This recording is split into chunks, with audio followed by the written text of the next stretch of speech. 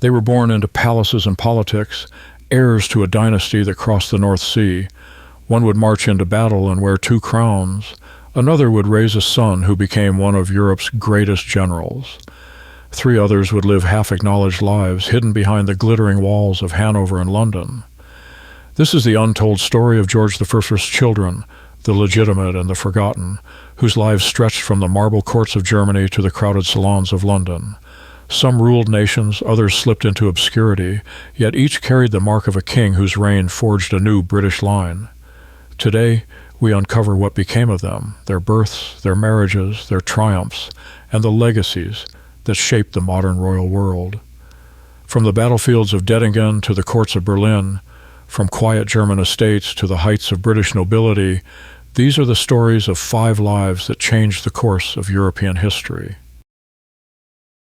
Georg Ludwig of Brunswick-Lüneburg became George I of Great Britain in 1714, carrying with him the complex legacy of German nobility and the fresh burden of British kingship.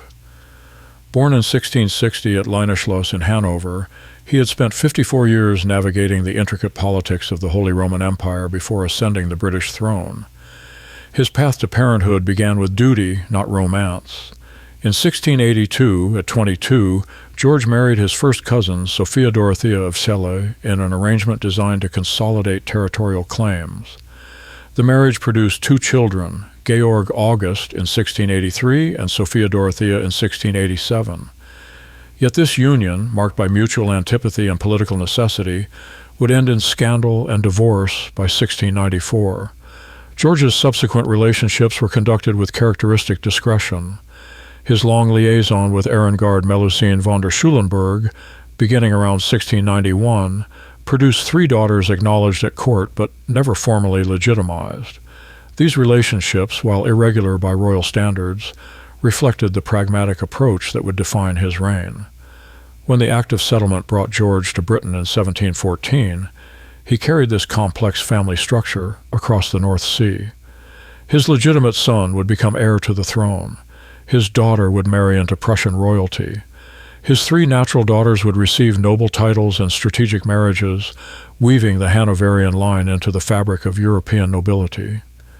Each child bore the weight of their father's ambitions and the expectations of a dynasty stretching from the Baltic to the Thames. Their stories illuminate not just personal triumphs and tragedies, but the broader transformation of European monarchy in the early 18th century. Georg August was born on October 30th, 1683, at Herrenhausen Palace, the first child of a marriage already showing signs of strain. From his earliest years, he lived within the rigid protocols of the Hanoverian court, where military training, linguistic education, and diplomatic instruction shaped every aspect of his upbringing. His education reflected the cosmopolitan nature of German nobility. Georg August spoke German, French, English, and Italian fluently by adolescence. His tutors, selected by his grandfather Ernst August, emphasized military history, constitutional law, and the art of statecraft. Unlike many princes of his era, Georg August demonstrated genuine aptitude for military affairs, showing particular interest in cavalry tactics and siege warfare. The collapse of his parents' marriage in 1694 marked a turning point in the 11-year-old prince's life. When Sophia Dorothea was imprisoned at Ahlden Castle, Georg August lost not just his mother, but any semblance of domestic stability. His father's increasingly distant demeanor and the court's whispered conversations about the divorce scandal created an atmosphere of tension that would characterize their relationship for decades. Georg August's military career began in earnest during the War of the Spanish Succession.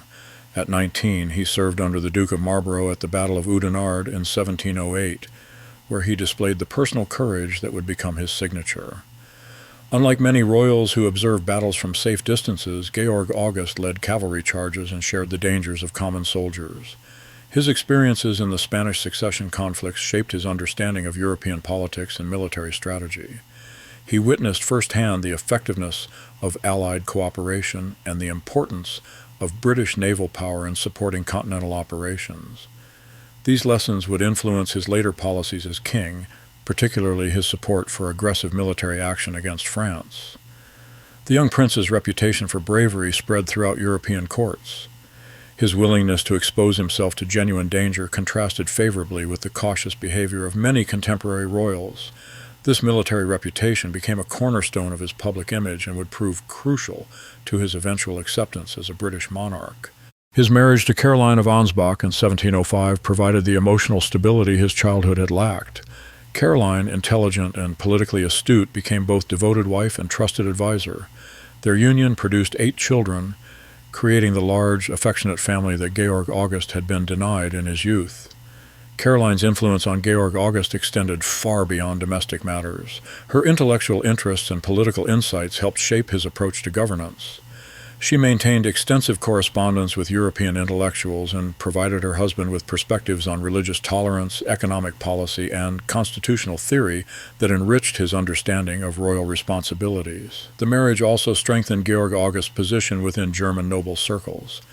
Caroline's family connections provided additional diplomatic channels and regional alliances that enhanced Hanoverian influence throughout the Holy Roman Empire. Their court became known for its cultural sophistication and intellectual discourse. When George I ascended the British throne in 1714, Georg August accompanied his father as Prince of Wales. The transition from German elector's son to British heir apparent brought new responsibilities and unprecedented public scrutiny. Georg August's natural charm and Caroline's social grace made them popular figures in London society, sometimes overshadowing the reserved king himself. The relationship between father and son deteriorated dramatically during these London years. Their disagreements encompassed everything from foreign policy to court etiquette. Georg August favored a more aggressive stance against France, while George I pursued cautious diplomacy. The prince's sympathy for Tory politicians conflicted with his father's Whig alliances. Personal animosity compounded political differences. The crisis reached its peak in 1717 when Georg August quarreled publicly with his father over the choice of godparents for his newborn son. George I interpreted this as deliberate defiance and banished the Prince and Princess of Wales from St. James's Palace. For 3 years, they maintained a separate court at Leicester House, creating a de facto opposition to the king's government. This period of exile, rather than weakening Georg August's position, enhanced his popularity. Leicester House became a gathering place for politicians, writers, and intellectuals who felt excluded from the official court. The prince and princess hosted elaborate entertainments that contrasted favorably with the austere atmosphere of St. James's Palace. The Leicester House court developed its own political identity, attracting opposition politicians and alternative voices in British society. Georg August's accessibility and Caroline's intellectual salons created an atmosphere of open discussion that appealed to many who found George I's court formal and unwelcoming. This period established patterns of royal engagement that would influence their later reign. Reconciliation came only in 1720, following the death of Georg August's infant son and Caroline's diplomatic intervention. The reunion was formal rather than emotional, but it restored constitutional propriety and ended the embarrassing spectacle of royal division. Georg August's defining moments as heir came during his father's absences in Hanover. As regent of Britain, he demonstrated administrative competence and political judgment that surprised his critics. He worked effectively with Whig ministers, supported the development of trade policies, and maintained parliamentary confidence. These regencies provided valuable preparation for his eventual reign. His approach to regency duties revealed a more collaborative style than his father's often autocratic methods. Georg August consulted regularly with ministers, sought advice from experienced politicians, and showed willingness to compromise on contentious issues. This flexibility would prove crucial to his success as king. The prince's growing understanding of British constitutional practice helped to bridge the gap between continental royal traditions and English parliamentary government. His regencies demonstrated that the Hanoverian dynasty could adapt to British political requirements while maintaining royal dignity and authority. When George I died suddenly in Hanover on June 11, 1727, Georg August became George II at 43. His accession was universally welcomed in Britain, where his long residence had made him more familiar than his father ever became. Caroline's popularity as queen consort further strengthened the dynasty's position. George II's first actions as king demonstrated his commitment to continuity and stability. He retained most of his father's ministers, maintained existing policies, and reassured Parliament of his dedication to British interests. His coronation was celebrated with genuine enthusiasm throughout the kingdom. The new king's fluency in English and familiarity with British customs marked a significant departure from his father's reign. George II could engage directly with his subjects without interpreters, understand parliamentary debates, and participate fully in British social life. This accessibility enhanced the monarchy's connection to the nation. George II's reign, lasting 33 years, would vindicate the Hanoverian succession. His personal leadership at the Battle of Dettingen in 1743 made him the last British monarch to command troops in combat. At 60, he rode into battle against French forces, demonstrating the same courage he had shown under Marlborough 4 decades earlier. The Battle of Dettingen marked a crucial moment in European warfare and British royal tradition. George II's presence on the battlefield inspired his troops and demonstrated British commitment to continental alliances. His tactical decisions during the battle contributed significantly to the Allied victory and enhanced his reputation throughout Europe. His military leadership extended beyond personal courage to strategic planning and alliance management. George II understood the interconnection between European conflicts and British interests, supporting military operations that protected both Hanoverian territories and British trade routes. The king's relationship with his ministers evolved from the confrontational style he had inherited to a more collaborative approach. His long partnership with Sir Robert Walpole, despite initial suspicions, brought unprecedented political stability. When Walpole fell from power in 1742, George II adapted smoothly to new leadership, showing the flexibility his father had sometimes lacked. George II's political education continued throughout his reign. He learned to work within parliamentary constraints while maintaining royal prerogatives. His understanding of British political culture grew through experience, enabling him to serve as an effective constitutional monarch who balanced royal authority with democratic accountability. The king's approach to ministerial appointments reflected growing sophistication in British political management. He learned to select ministers based on parliamentary support rather than personal preference, contributing to the development of stable cabinet government that would characterize later British administration. Caroline's death in 1737 devastated George II personally, but did not diminish his commitment to royal duty. Their children, Frederick, Princess Anne, Princess Caroline, Prince George William, Princess Mary, and Princess Louise, carried the Hanoverian line into the next generation.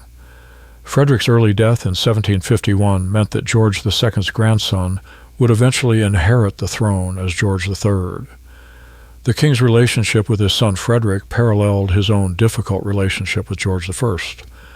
Political disagreements and personal tensions created ongoing family drama that complicated court life and political management. However, George II's love for his grandchildren helped bridge some of these divisions. The royal family's integration into British society progressed significantly during George II's reign. His children married into British nobility, participated in British cultural life, and identified increasingly with British rather than German interests. This transformation helped establish the Hanoverian dynasty as authentically British. George II's later years were marked by military victories in the 7 Years' War and growing confidence in British power.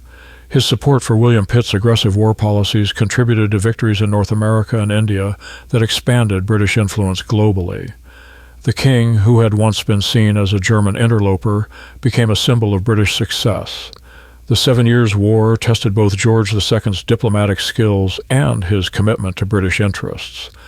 His ability to balance Hanoverian concerns with British objectives demonstrated the maturation of his kingship. The war's successful conclusion enhanced both his personal reputation and the monarchy's standing. International recognition of British power during George II's later reign reflected the transformation of both the king and his kingdom. The monarch who had arrived as a German prince had become the leader of a global empire, while Britain had evolved from a secondary European power to a dominant world force. The king died suddenly on October 25, 1760, at Kensington Palace, bringing his long reign to an end. His transformation from resentful prince to respected monarch illustrated the adaptability that would characterize the Hanoverian dynasty. Unlike his father, George II died secure in his subjects' affections and confident in his dynasty's future. George II's legacy extended beyond his own reign through his children and grandchildren. His son Frederick, despite their strained relationship, had married and produced the future George III. His daughters married into European royal families, strengthening diplomatic ties. The military traditions he embodied would influence British royal ceremonial for generations. The prince who had once been exiled from his father's court became the foundation upon which modern British monarchy was built. His reign bridged the gap between the Germanic origins of his house and its eventual transformation into a distinctly British institution. Through personal courage, political pragmatism, and devotion to duty, Georg August fulfilled the promise of his turbulent youth. Born on March 16, 1687, at Herrenhausen Palace, Sophia Dorothea was the daughter of a marriage already fracturing under the weight of incompatibility and political pressure. Named for her disgraced mother, she would carry both the burden and privilege of her complicated lineage into one of Europe's most demanding royal courts. Her early education reflected her grandfather's determination to create a worthy representative of Hanoverian interests. Ernst August ensured that his granddaughter received instruction in languages, music, literature, and statecraft typically reserved for male heirs. Sophia Dorothea mastered French, German, English, and Italian, while developing the intellectual curiosity that would characterize her entire life. The trauma of her parents' divorce when she was 7 profoundly shaped her character. Unlike her brother Georg August, who maintained some contact with their father, Sophia Dorothea never again saw her mother after 1694. This loss instilled both resilience and a deep commitment to family stability that would influence her approach to marriage and motherhood. Her marriage negotiations began when she reached 15, reflecting the strategic importance of Hanoverian alliances in post-Spanish succession Europe. Multiple suitors were considered, including Prince Eugene of Savoy and various German nobles, but Ernst August and George Louis ultimately chose Frederick William I of Prussia, heir to the electorate of Brandenburg. The match offered substantial advantages to both houses. Prussia sought connection to the likely British succession through the Act of Settlement. Hanover needed Prussian military support for its territorial ambitions. For Sophia Dorothea personally, the marriage promised escape from the oppressive atmosphere of a court still shadowed by her mother's disgrace. The wedding took place on November 28, 1706, at Herrenhausen Palace, with elaborate ceremonies that displayed Hanoverian wealth and sophistication. At 19, Sophia Dorothea appeared confident and composed, having inherited her mother's beauty and her grandfather's diplomatic instincts.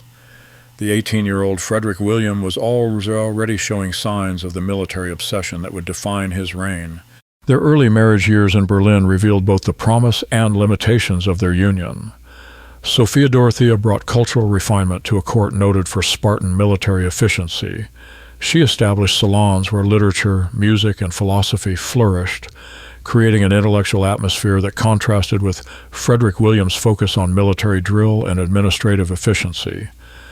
The birth of their children strengthened Sophia Dorothea's position and provided her with emotional fulfillment denied by her own childhood. Frederick, born in 1712, would become Frederick the Great. Wilhelmine, born in 1709, became a lifelong confidant and intellectual companion.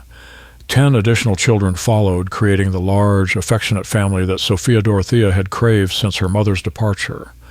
Her role in Prussian court life extended beyond ceremonial functions to include active participation in cultural development. She patronized musicians, supported literary endeavors, and maintained correspondence with intellectuals throughout Europe. Her influence began transforming Berlin from a military garrison into a cultural center. Frederick William's transformation into an increasingly rigid and temperamental ruler tested Sophia Dorothea's diplomatic skills.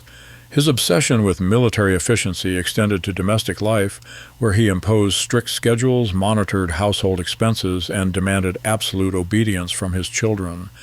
Sophia Dorothea learned to navigate these restrictions while protecting her children's intellectual development. Her strategy involved creating separate spheres where military discipline and cultural education could coexist. She scheduled her children's artistic and literary instruction during Frederick William's military duties, ensuring they received broad education while avoiding direct confrontation with their father's preferences. The Queen's ability to maintain family harmony while preserving intellectual freedom required constant vigilance and diplomatic skill. She developed networks of tutors, musicians, and scholars who could provide her children with sophisticated education while maintaining the appearance of conformity to Frederick William's demands. The crisis that defined her queenship came with Frederick William's brutal treatment of their son Frederick. The future king's attempts to escape his father's oppressive control in 1730 led to imprisonment, court-martial, and the execution of Frederick's closest friend. Sophia Dorothea's intervention likely saved her son's life, though she paid a personal price in Frederick William's increased suspicion and control. During this period, Sophia Dorothea demonstrated the political courage inherited from both sides of her family. She maintained secret correspondence with Frederick, smuggled books and musical instruments to his prison, and gradually worked to restore his position at court. Her success in rehabilitating their relationship proved crucial to the future of Prussia. The Queen's handling of this crisis revealed her understanding of both royal duty and maternal responsibility. She risked her own position to protect her son while maintaining loyalty to her husband's authority. This delicate balance required exceptional political judgment and personal courage. Frederick William's death in 1740 liberated both Sophia Dorothea and her son, now Frederick II. As Queen Mother, she became one of her son's most trusted advisors, particularly on cultural and diplomatic matters. Frederick's transformation of Prussia into a major European power owed much to the intellectual foundation she had provided despite his father's opposition. Her influence on Frederick the Great extended far beyond motherly affection. She had introduced him to French literature, philosophy, and music during his youth, shaping the enlightened despotism that would characterize his reign. Their correspondence reveals a relationship of mutual respect and genuine intellectual exchange unusual between royal parents and children. Sophia Dorothea's cultural patronage flourished during Frederick's reign. She established libraries, supported musicians and writers, and maintained correspondence with leading Enlightenment figures across Europe. Voltaire's residence at Sanssouci was partly due to her encouragement, though she wisely avoided the philosophical disputes that eventually ended that relationship. Her diplomatic role became increasingly important as Frederick's military adventures created international tension. Sophia Dorothea served as an unofficial ambassador to other German courts, using family connections and personal charm to maintain alliances. Her Hanoverian heritage proved valuable in managing relations with Britain during the complex diplomacy of the 7 Years' War. The Queen Mother's understanding of European court culture enabled her to serve as an effective intermediary between Prussia and other powers. Her correspondence with relatives and former courtiers provided Frederick with intelligence about foreign intentions and helped maintain diplomatic channels during periods of military conflict. Her relationship with her brother George II proved particularly valuable during Anglo-Prussian tensions. While she could not prevent conflicts between Britain and Prussia, her personal mediation helped limit their scope and duration. Family connections provided diplomatic flexibility that formal negotiations alone could not achieve.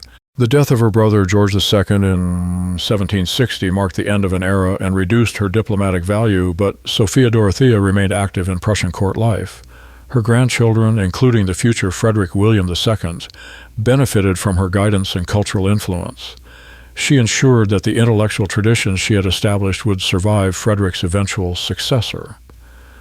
Her relationship with her daughter Wilhelmine, who became Margravine of Bayreuth, provided another outlet for cultural and intellectual exchange. Their correspondence reveals two women of exceptional education and capability navigating the restrictions imposed by male-dominated royal courts. Together they created cultural centers that influenced German intellectual development. Sophia Dorothea's later years were marked by increasing religious devotion and charitable work. She established schools, supported hospitals, and maintained extensive correspondence with religious leaders across Europe. These activities reflected both personal piety and the sense of royal obligation inherited from her Hanoverian upbringing. Her death on December 28, 1757, at age 70, was mourned across Prussia and beyond. Frederick the Great's genuine grief at losing his mother contrasted with his typically reserved emotional expressions. Court observers noted that the king's cultural interest diminished significantly after her death, suggesting her continuing influence even in his maturity. Sophia Dorothea's legacy extended through multiple generations and across national boundaries. Her son Frederick transformed Prussia into a major power while maintaining the cultural sophistication she had instilled. Her daughter Wilhelmine created one of Germany's most important cultural centers at Bayreuth. Her grandchildren carried Prussian influence into the 19th century. More broadly, Sophia Dorothea represented the successful integration of Hanoverian diplomatic traditions with Prussian military efficiency. She demonstrated that royal women could exercise significant influence through cultural patronage, family relationships, and informal diplomacy, even within restrictive court systems. The daughter who had lost her mother to scandal and divorce became the mother of one of Europe's greatest kings. Through intelligence, resilience, and unwavering dedication to family, Sophia Dorothea transformed personal tragedy into dynastic triumph. Her life illustrated the capacity of royal women to shape history through indirect but powerful influence. Born around 1692 into discretion and carefully maintained ambiguity, Louise Sophie represented the first of George I's acknowledged but never legitimized daughters. Her mother, Arengard Melusine von der Schulenburg, had become George's longtime companion around 1691, creating a relationship that would span 3 decades and produce 3 daughters whose lives illuminated the complex world of 18th century royal illegitimacy. The circumstances of Louise Sophie's birth reflected the careful balance George maintained between public propriety and private relationships. Unlike his disastrous marriage to Sophia Dorothea of Celle, his liaison with Melusine von der Schulenburg provided emotional stability without the political complications of formal royal marriage. Their children occupied a recognized but carefully defined position within the extended royal household. Her early education took place primarily at Herrenhausen Palace, where she received instruction appropriate to her unofficial status as a member of the electoral family. Louise Sophie learned French, German, and English, studied music and painting, and received the deportment training necessary for her eventual role in European noble society. Her education was thorough but deliberately limited, preparing her for marriage into German nobility rather than sovereign rank. The relationship between Louise Sophie and her half-siblings revealed the complex dynamics of blended royal families. She maintained cordial but distant relationships with Georg August and Sophia Dorothea, who were her seniors by several years and occupied significantly higher positions in the succession hierarchy. Her closer bonds were with her full sisters, Petronella Melusina and Margarethe Gertrude, who shared her intermediate status. When George became Elector of Hanover in 1698, Louise Sophie's position at court became more defined. She received formal recognition as a member of the electoral household and began appearing at ceremonial functions appropriate to her rank. Her presence at court served multiple purposes, providing companionship for her mother while demonstrating George's acceptance of his broader family responsibilities. The young woman's role in court life involved participating in ceremonies, entertaining visiting dignitaries, and maintaining the social relationships that supported Hanoverian diplomacy. Her intelligence and charm made her a valuable asset in court functions, though always within the constraints imposed by her irregular birth. The question of Louise Sophie's marriage became pressing as she reached maturity. George's careful selection of a suitable husband reflected both affection for his daughter and strategic considerations for Hanoverian interests. The eventual choice of Ernst Johann von dem Bussche-Yppenburg represented an ideal solution that honored her birth while acknowledging her irregular status. Ernst Johann von dem Bussche-Yppenburg came from an ancient Lower Saxon noble family with extensive holdings near Osnabrück. His lineage was respectable without being excessively prominent, and his territories bordered Hanoverian lands, making the alliance geographically and politically convenient. The marriage contract, negotiated directly by George, provided Louise Sophie with substantial settlements that reflected her father's generosity. The selection process revealed George's sophisticated understanding of marriage politics among German nobility. He chose a family prominent enough to honor his daughter while avoiding alliances that might create unwanted obligations or jealousies among more established noble houses. Their wedding, celebrated around 1713, was conducted with appropriate ceremony but without the international attention that would have accompanied a legitimate royal marriage.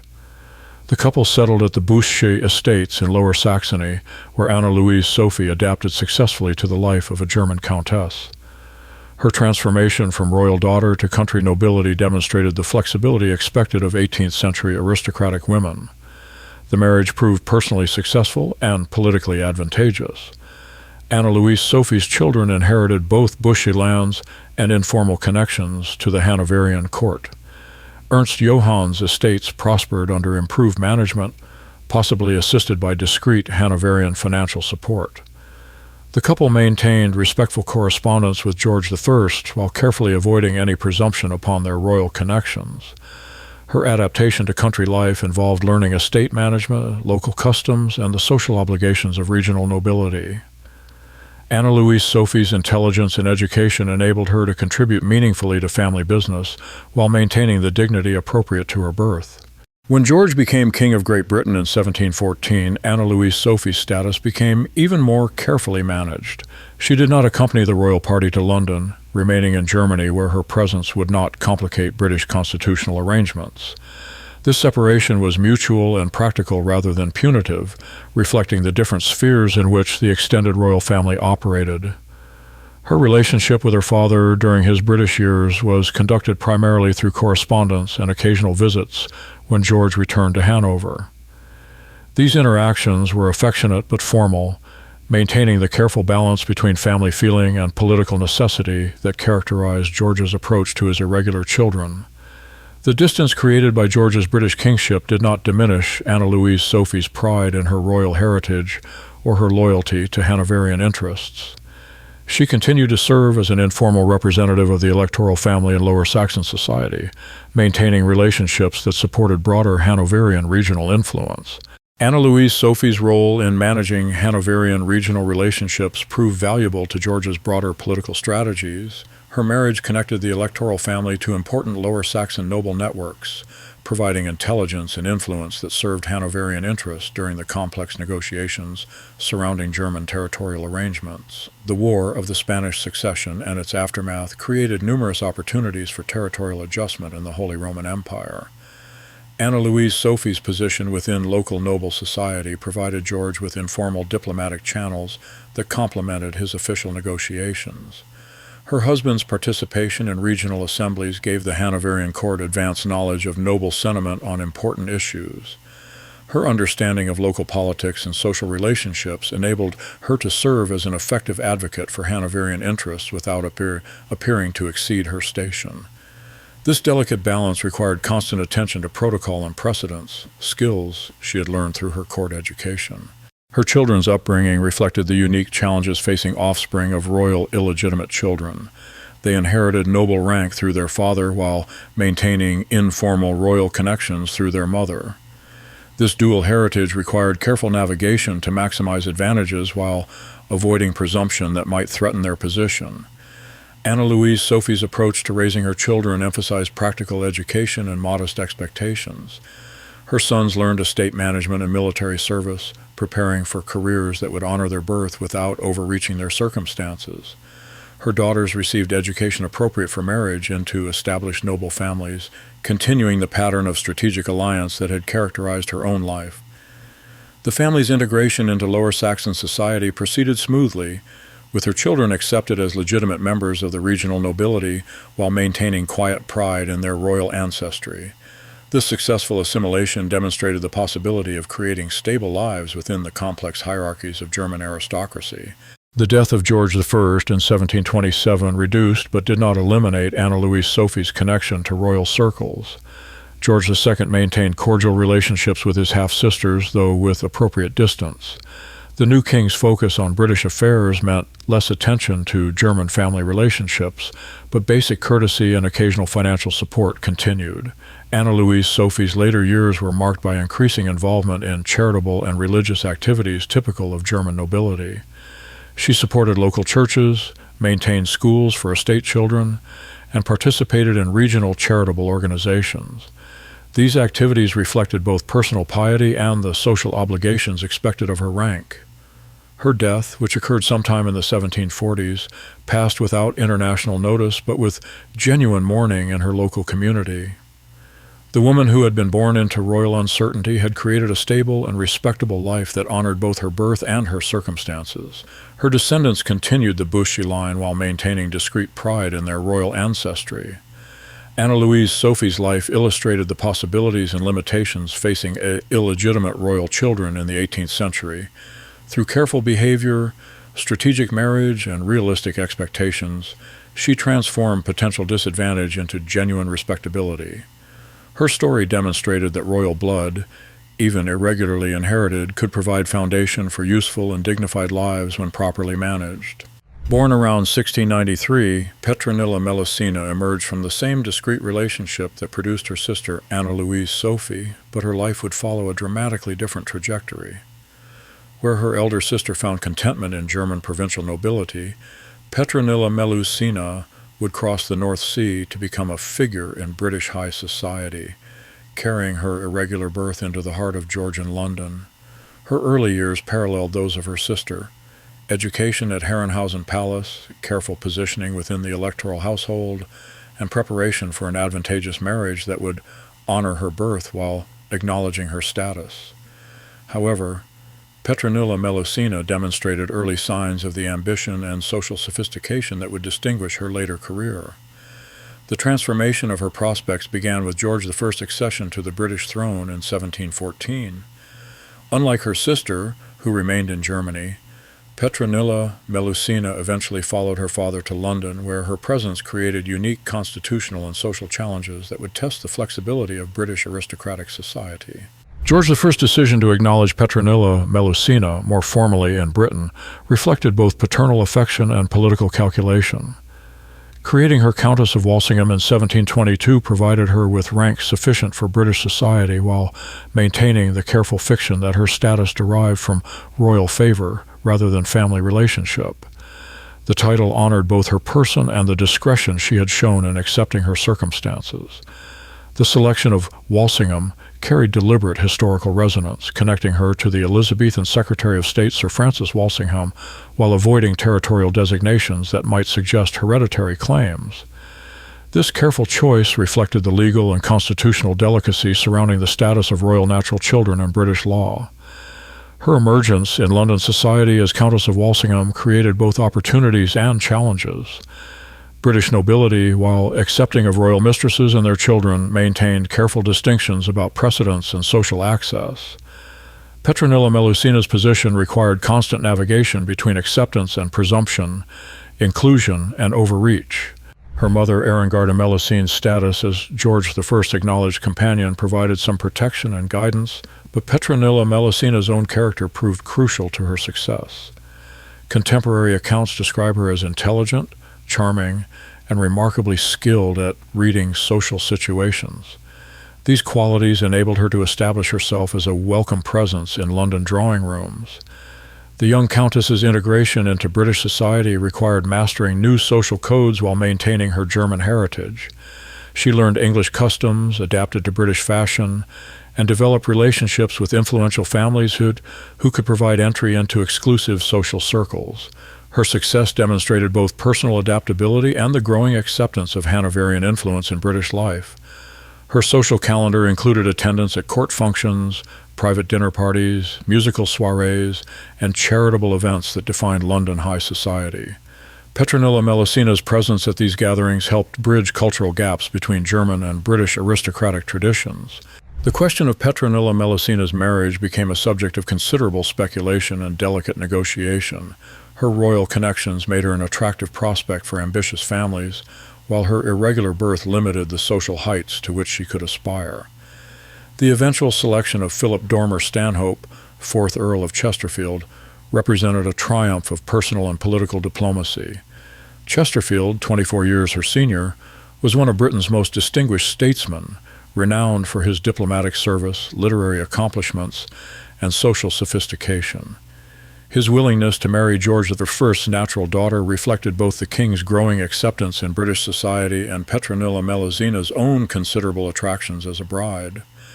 Their marriage in 1733 was celebrated as a triumph of romantic attachment over social calculation, though contemporary observers understood the political advantages for both parties. Chesterfield gained enhanced access to royal favor, while Petronella Melusina achieved the social pinnacle available to someone of her birth and circumstances. The marriage proved personally successful and socially advantageous. Petronella Melusina's intelligence and charm complemented Chesterfield's diplomatic skills, making their home a center for political and literary conversation. Their entertaining style combined German court sophistication with British social traditions, creating a unique cultural synthesis. Petronella Melusina's role as Countess of Chesterfield extended far beyond social hosting. She served as an informal diplomatic channel between British and Hanoverian interests, particularly during periods when official relations required delicate management. Her dual heritage provided unique insights into both British and German perspectives on continental affairs. Her influence on British cultural life operated through patronage and personal relationships rather than official position. She supported musical performances, encouraged literary endeavors, and maintained correspondence with continental intellectuals. Her salon became known for the quality of conversation and the diversity of participants drawn from politics, literature, and the arts. The question of Petronella Melusina's children and succession created ongoing legal and social complexities. While her marriage to Chesterfield was unquestionably legitimate, debates persisted about her own status and the implications for her offspring. These questions reflected broader uncertainties about royal natural children and British constitutional law. Her stepson, Philip Stanhope, Chesterfield's heir from his first marriage, maintained cordial but careful relationships with his stepmother. The family dynamics required constant attention to precedence and inheritance rights, particularly as Chesterfield's literary fame and political importance increased the scrutiny applied to his household arrangements. The social position of the Chesterfield household reflected the successful integration of continental and British aristocratic traditions. Their entertaining style influenced London society, while their political connections affected diplomatic relationships throughout Europe. Petronella Melusina's widowhood, beginning with Chesterfield's death in 1773, tested her independent social position. Without her husband's protection, and with George for long dead, she relied on personal relationships and accumulated goodwill to maintain her place in society. Her success in preserving her status demonstrated both her social skills and the genuine affection she had earned from British society. Her later years were marked by increasing involvement in charitable activities and continued cultural patronage.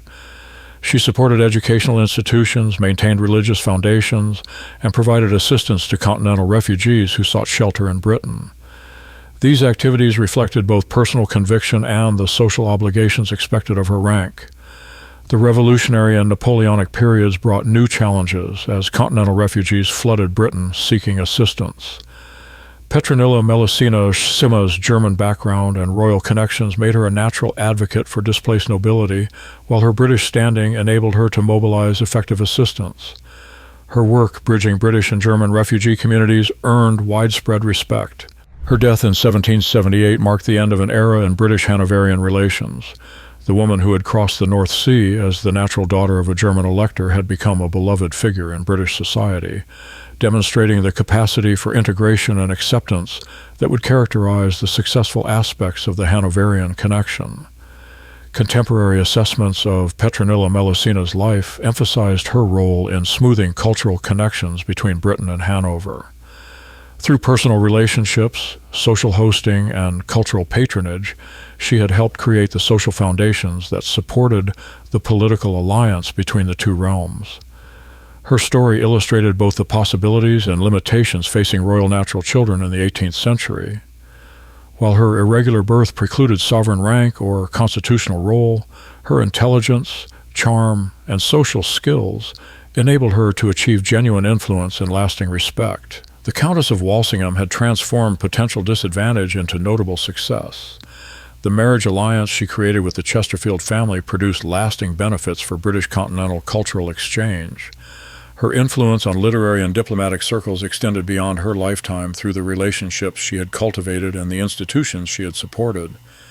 Petronella Melusina's integration into British society reflected the broader accommodation between Hanoverian and native traditions that characterized the early Georgian period.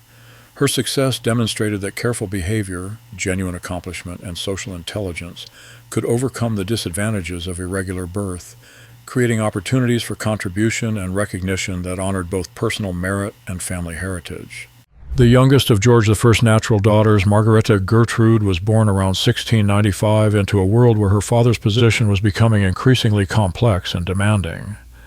As the third child of Arengard Melusine von der Schulenburg, she inherited both the advantages and limitations that characterized the lives of acknowledged but illegitimate royal children in early 18th century Europe.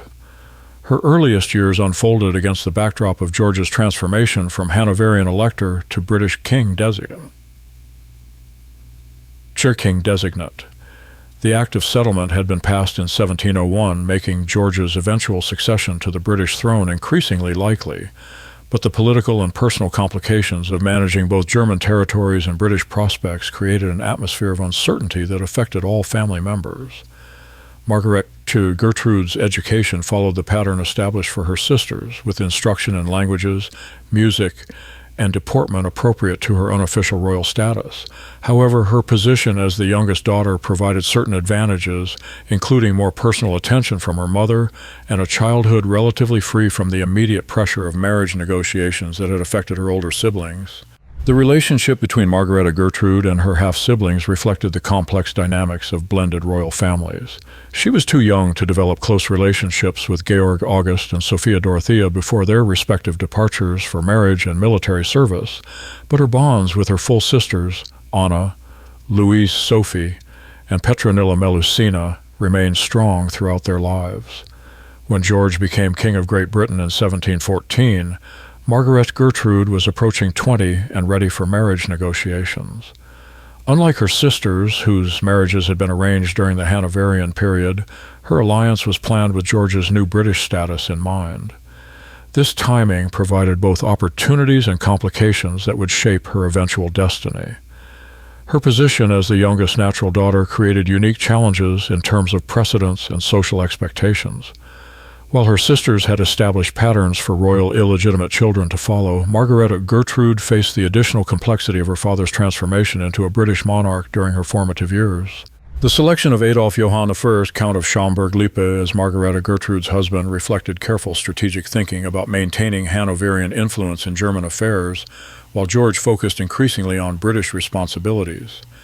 The Schaumburg-Lippe territories were small but strategically located, and the family maintained important military traditions that served broader Hanoverian interests. Count Adolf Johann represented an ideal match for Margarethe Gertrude's circumstances. His rank was sufficient to honor her royal birth without creating pretensions to major political influence. His territories were close enough to Hanover to maintain family connections while being significant enough to provide dignified independence. The alliance strengthened regional networks that supported Hanoverian interests in the Holy Roman Empire. Their marriage, celebrated in 1715, was conducted with appropriate ceremony that acknowledged both her royal connections and his sovereign status as a ruling count. The wedding served multiple diplomatic purposes, demonstrating George I's continued commitment to German family relationships while establishing another reliable alliance in the complex politics of northwestern Germany. George I's creation of Margarethe Gertrude as Countess of Oeynhausen before her marriage provided her with independent rank that complemented her husband's titles. This designation, like her sister Petronella Melusina's later title of Countess of Walsingham, reflected the careful balance between family affection and constitutional propriety that characterized George's approach to his natural children. The title of Oeynhausen carried territorial associations within the Holy Roman Empire while avoiding complications with British constitutional arrangements. This careful selection demonstrated George's understanding of the different legal frameworks governing his German and British domains. Her formal recognition as Countess of Oeynhausen provided Margarethe Gertrude with precedence appropriate to her birth while acknowledging the practical limitations imposed by her irregular status. The title enabled her to participate fully in court ceremonies and social functions without creating constitutional difficulties. The early years of Margarethe Gertrude's marriage were marked by the establishment of her household at Buckeburg, the capital of Schaumburg-Lippe. Her adaptation to life as a ruling countess required skills in household management, court ceremonial, and regional diplomacy that tested her Hanoverian education while providing opportunities for independent achievement. Her role in Schaumburg-Lippe affairs extended beyond ceremonial functions to include active participation in territorial administration. The small size of the county meant that the Count and Countess worked closely together on all aspects of governance, from military organization to economic development. Margarethe Gertrude's contributions reflected both her royal education and her personal capabilities. The young countess's approach to governance reflected the administrative training she had received at the Hanoverian court. She understood the importance of maintaining good relationships with neighboring territories, managing court finances efficiently, and supporting the religious and educational institutions that provided stability for rural communities. The birth of her children provided both personal fulfillment and dynastic continuity for the Schaumburg-Lippe line. Her sons inherited their father's military traditions while benefiting from their mother's royal connections. Her daughters received education appropriate for alliance marriages that would strengthen the family's regional position. Margarethe Gertrude's approach to child-rearing reflected her own experience as a royal natural daughter. She emphasized practical education while maintaining pride in family heritage. Her children learned to navigate the complex social hierarchies of German nobility while understanding their unique position as descendants of British royalty. The family life she created at Bückeburg combined German noble traditions with the international perspective she had inherited from her Hanoverian upbringing. Her household became known for its cultural sophistication and efficient administration. However, Margarethe Gertrude's life was cut short by her early death around 1720 when she was only in her mid-20s. The circumstances of her death are not well documented, but it likely resulted from complications of childbirth or epidemic disease that claimed many lives in early 18th century Germany. Her premature death deprived George III of his youngest daughter and the Schaumburg-Lippe territories of a promising ruler. Contemporary accounts suggest that her brief tenure as countess had been marked by effective administration and popular acceptance, indicating potential for significant achievement had she lived to maturity. The immediate impact of her death was felt most strongly within the Schaumburg-Lippe territories, where her administrative contributions and personal relationships had begun creating lasting improvements in governance and social welfare. Her husband's grief was reportedly profound, and he never remarried. The impact of Margarethe Gertrude's short life extended through her children, who carried both Schaumburg-Lippe sovereignty and Hanoverian royal blood into subsequent generations. Her descendants would play important roles in German military and political affairs, particularly during the Napoleonic period when their territory's strategic location became crucial to broader European conflicts. Her children's careers reflected the military traditions of their father's family, combined with the diplomatic sophistication inherited from their mother's royal heritage. Several served with distinction in various German armies, while others pursued careers in territorial administration and diplomatic service. The Schaumburg-Lippe line that Margarethe Gertrude helped establish would survive into the modern era, maintaining its sovereignty through the complex political changes that transformed Germany over the following centuries. Her brief contribution to the family's dynastic development proved surprisingly durable. Her legacy within the broader context of George I's family reflected the successful integration of royal natural children into German noble society. Through appropriate marriages and careful positioning, she and her sisters had strengthened Hanoverian regional influence while creating lasting alliances that served broader dynastic interests. The Countess of Oeynhausen's brief but significant life illustrated both the opportunities and vulnerabilities facing royal women in the early 18th century. Her story demonstrated the capacity for achievement within limited time and circumstances, while highlighting the personal costs of political alliance and dynastic responsibility. Her contribution to the development of constitutional government in small German territories provided a model for other ruling families facing similar challenges. The administrative practices she helped establish at Bückeburg influenced regional governance throughout northwestern Germany. Margarethe Gertrude's integration into the Schaumburg-Lippe family demonstrated the continuing importance of marriage alliances in maintaining political stability within the Holy Roman Empire. Her royal heritage enhanced her husband's diplomatic standing, while her personal qualities contributed to effective territorial governance. The 5 children of George I, 2 legitimate, 3 natural, wove the Hanoverian line into the fabric of European royalty and nobility in ways that extended far beyond their father's own reign. Their collective story illuminates the transformation of monarchy itself during the critical transition from the age of personal rule to constitutional government. Georg August, as George II, established the Hanoverian dynasty's permanent place in British constitutional monarchy. His 33-year reign proved that German princes could become authentically British kings. Through his children, particularly his grandson George III, the line would navigate the American Revolution, the Napoleonic Wars, and the transformation of Britain into a global empire. Sophia Dorothea's influence on Prussian culture and her role as mother to Frederick the Great connected Hanoverian bloodlines to one of Europe's most dynamic military powers. Her intellectual legacy shaped the Enlightenment values that Frederick brought to his reforms, while her diplomatic skills helped navigate the complex alliances that enabled Prussia's rise to great power status. The three natural daughters demonstrated the capacity of royal illegitimate children to achieve significant influence through strategic marriages and personal accomplishment. Louise Sophie's provincial success, Petronella Melusina's triumph in British society, and Margarethe Gertrude's brief but effective rule all illustrated different paths to meaningful achievement within the constraints of irregular birth. Their descendants carried Hanoverian blood into the great noble houses of Europe. Through the Buschi family, the Chesterfield line, and the Schaumburg-Lippe dynasty, George I's genetic and cultural legacy influenced European politics and society for generations beyond his death. The broader significance of George I's family lay in their demonstration that successful monarchy required adaptation to local conditions while maintaining dynastic continuity. Each child found different ways to honor their Hanoverian heritage while serving the specific needs of their adopted countries and territories. From the battlefields of Dettingen to the salons of Berlin, from the estates of Lower Saxony to the drawing rooms of London, the children of George I created a network of relationships that strengthened European stability during a century of unprecedented change. Their story reveals how one man's turbulent family life became the foundation for two of Europe's most enduring monarchies and a dozen noble lines that shaped the continent's political and cultural development.